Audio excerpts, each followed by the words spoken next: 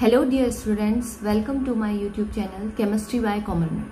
Today we will discuss about concentration terms. Concentration की क्या क्या टर्म्स होती हैं. कंसंट्रेशन किसी सॉल्यूशन में मीन्स किसी भी लिक्विड में कोई सॉलिड घुला हुआ है तो उसकी कंसंट्रेशन कितनी है उसको हम कुछ टर्म्स में यूज लेते हैं. उसकी कुछ टर्म्स देखते हैं. सबसे पहले हम ये देखते हैं कि सॉल्यूशन क्या होता है. A solution is a homogeneous mixture of two और मोर सब्सटेंस. सॉल्यूशन जो होता है वो होमोजीनियस मिक्सचर होता है टू एंड मोर सब्सटेंस का. दो से ज्यादा सब्सटेंस आपस में उस तरह से घुल जाते हैं कि पूरा जो लिक्विड बनता है या पूरा जो सॉल्यूशन बनता है वो यूनिफॉर्म होता है, तो उसको हम होमोजीनियस मिक्सचर कहते हैं और इसी को सॉल्यूशन कहते हैं. A solution is a homogeneous mixture of two और more substance. Its composition and properties are uniform throughout. पूरे मिक्सचर में उसकी जो प्रॉपर्टीज एंड कंपोजिशन होगी वो पूरी यूनिफॉर्म होगी. इसमें टू कंपोनेंट्स होते हैं किसी भी सॉल्यूशन में. एक होता है सॉल्वेंट और एक होता है सॉल्यूट. सॉल्वेंट वो होता है जिसमें the component that is present in largest quantity is known as solvent. जिसकी लार्जेस्ट क्वांटिटी होती है, जो ज्यादा अमाउंट में होती है. फॉर एग्जाम्पल, अगर हम एक ग्लास पानी में 1 चम्मच शुगर डालते हैं तो वहां पर शुगर की क्वांटिटी कम है तो इसको हम सॉल्यूट बोलेंगे. और अगर वाटर की क्वांटिटी ज्यादा है तो उसको हम सॉल्वेंट बोलेंगे. जिसकी क्वांटिटी ज्यादा उसको सॉल्वेंट और जिसकी क्वांटिटी कम होती है उसको सॉल्यूट बोलेंगे. सॉल्वेंट को हम ए से डिनोट करेंगे एंड सॉल्यूट को हम बी से डिनोट करेंगे. द सेकेंड सॉल्यूट क्या होता है? द वन और मोर कंपोनेंट. अब एक ग्लास पानी में एक से ज्यादा अगर हमने कंपोनेंट ऐड किए हैं और उसकी जो क्वांटिटी है सॉल्वेंट से कम है तो जितने भी हम कंपोनेंट ऐड कर रहे हैं वो सॉल्यूट कहलाएंगे. सारे सॉल्यूट कहलाएंगे. सॉल्वेंट यहाँ पर एक ही होता है लेकिन सॉल्यूट एक से ज्यादा हो सकता है. हमने एक गिलास पानी में 1 चम्मच शुगर डाली है तो 1 चम्मच शुगर जो है वो सॉल्यूट होगा और 1 गिलास पानी जो है वो सॉल्वेंट होगा. अब हम देखते हैं किसी सॉल्यूशन की क्या क्या कैरेक्टरिस्टिक्स होती हैं. सिंगल फेज सिस्टम होता है. जैसे 1 गिलास पानी में हमने शक्कर घोला है तो वो पूरी तरह से घुल जाता है, या नमक घोला है तो वो पूरी तरह से घुल जाता है और सिंगल फेज सिस्टम बनाता है. एक ही फेज उसका रहता है, that is liquid. Does not allow a beam of light to scatter. इसमें कोई भी छोटे पार्टिकल्स हमको शो नहीं होते हैं, हमको दिखाई नहीं देते हैं, इसलिए does not allow a beam of light. यानी अगर इसमें से कोई लाइट को पास किया जाए तो स्कैटर्ड नहीं होगी. Component can not be separated by filtration. Components को फिल्ट्रेशन के थ्रू सेपरेट नहीं किया जा सकता है. तो ये इन सॉल्यूशन की 3 कैरेक्टरिस्टिक्स हैं. अब हम देखते हैं classification of solution. Classification solution का हम सॉल्वेंट के बेसिस पर कर सकते हैं. एक्वस सॉल्यूशन और non aqueous solution. Aqueous solution means हमने सॉल्वेंट के रूप में वाटर को लिया है. Non aqueous solution means water के अलावा कुछ अगर हमने सॉल्वेंट के रूप में लिया है तो उसको हम नॉन एक्वस सॉल्यूशन बोलेंगे. On the basis of number of component, अगर हमने 2 कंपोनेंट्स लिए हैं, जैसे एक सॉल्यूट लिया है, एक सॉल्वेंट लिया है, एक सॉल्यूट एंड एक सॉल्वेंट लिया है, तो उसको हम बाइनरी सॉल्यूशन बोलेंगे. ट्राइनरी सॉल्यूशन जिसमें एक से ज्यादा कंपोनेंट्स होते हैं, 3 कंपोनेंट्स जिसमें होते हैं, उनको ट्राइनरी बोलेंगे.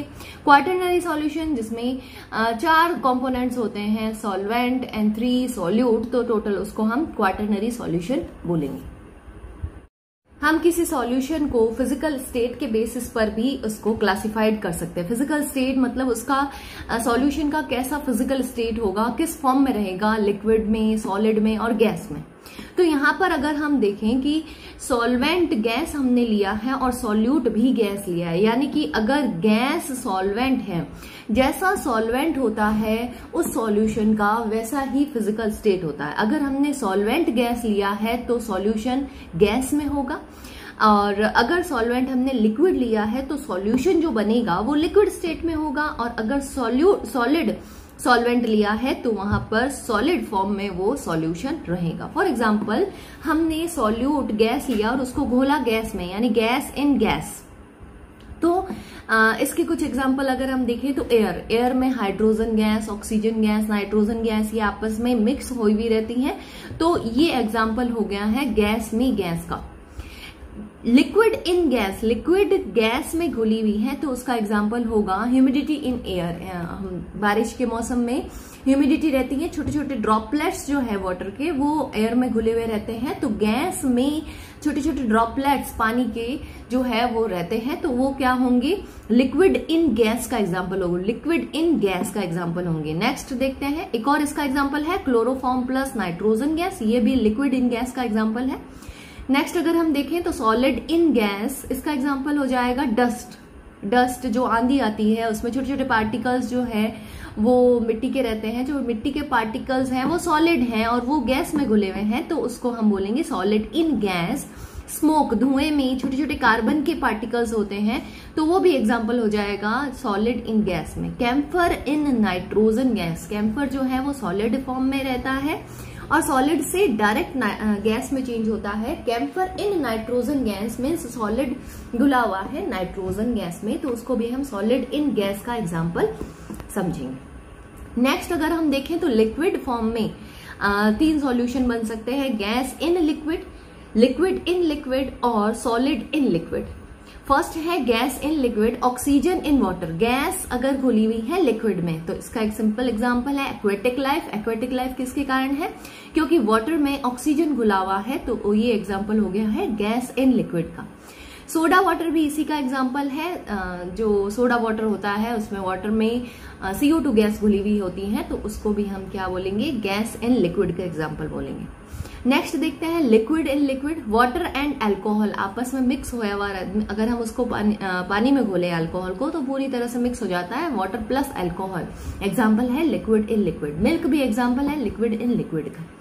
Next solid in liquid, salt plus water, sugar plus water, या ट्राइनरी सॉल्यूशन अगर है तो salt plus sugar plus water, तो इस तरह से ये एग्जांपल होगा सॉलिड इन लिक्विड का। अब हम देखते हैं सॉलिड सॉल्वेंट अगर हमने लिया है, हमने सॉल्यूट तीनों तरह के लिए हैं, जैसे gas in solid, gas in solid का एग्जांपल हो जाएगा स्पॉन्ज। स्पॉन्ज जो है वो होता सॉलिड है, लेकिन उसके बीच में छोटे छोटे से एयर स्पेस होते हैं, उसमें गैस भरी हुई होती है, तो उसको हम बोलेंगे गैस इन सॉलिड।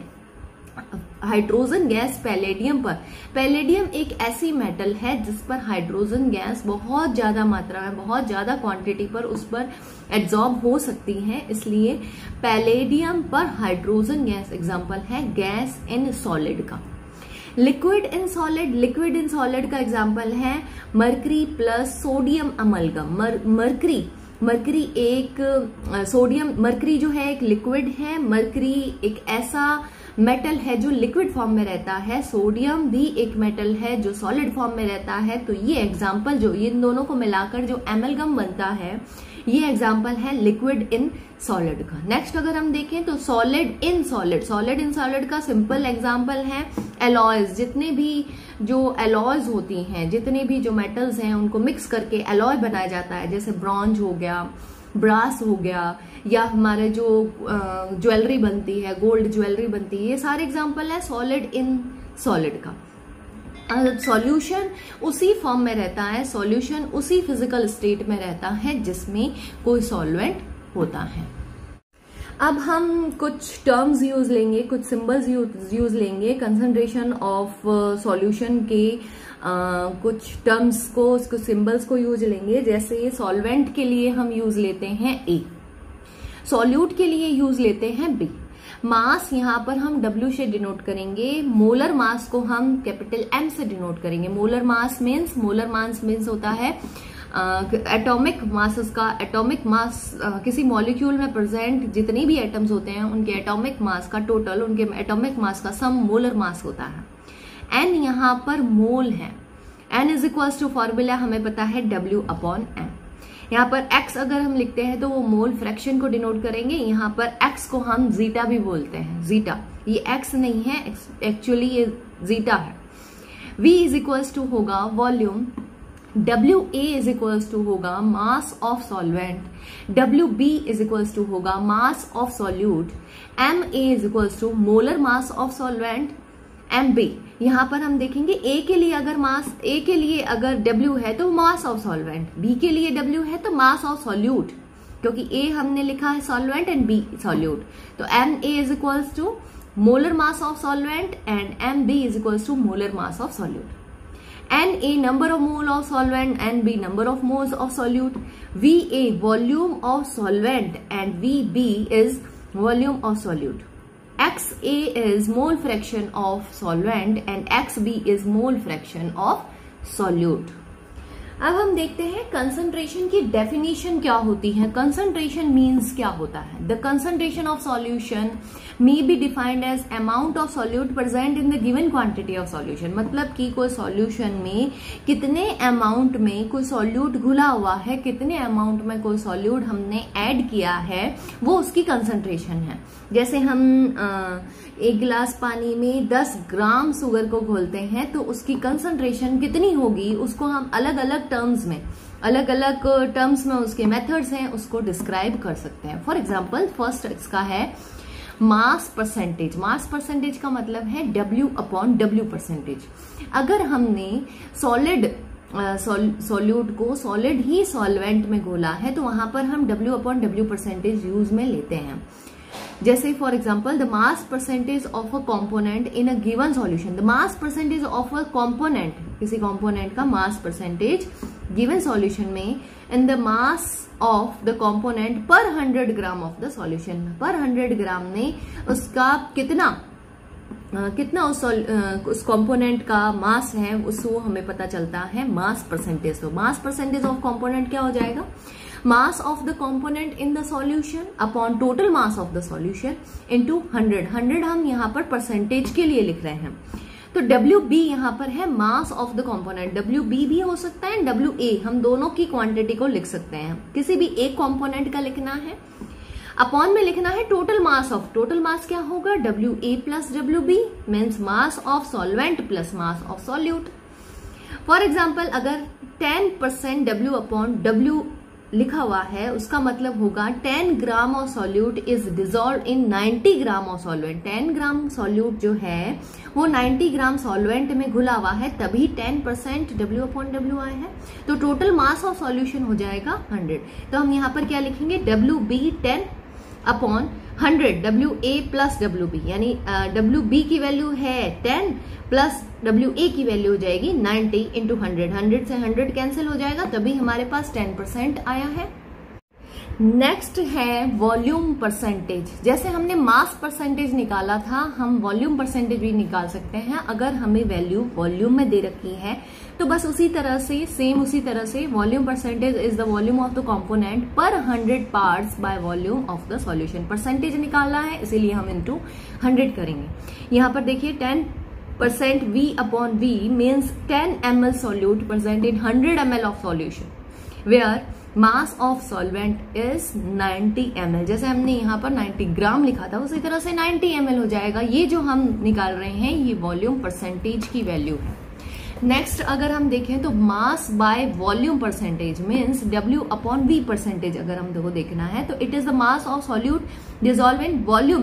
यानी अगर कोई सॉलिड जो है वो लिक्विड में घुला हुआ है तो वहां पर हम यूज लेते हैं मास of solute dissolve in 100 ml of solution. मतलब 100 ml ऑफ सॉल्यूशन, लिक्विड में कोई सॉल्यूशन है तो वहां पर हम mass by volume percent use लेते हैं.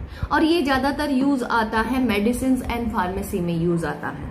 मेडिसिन दवाइयों में जितने भी लिक्विड फॉर्म की जो मेडिसिन आती हैं उनमें ये यूज आता है.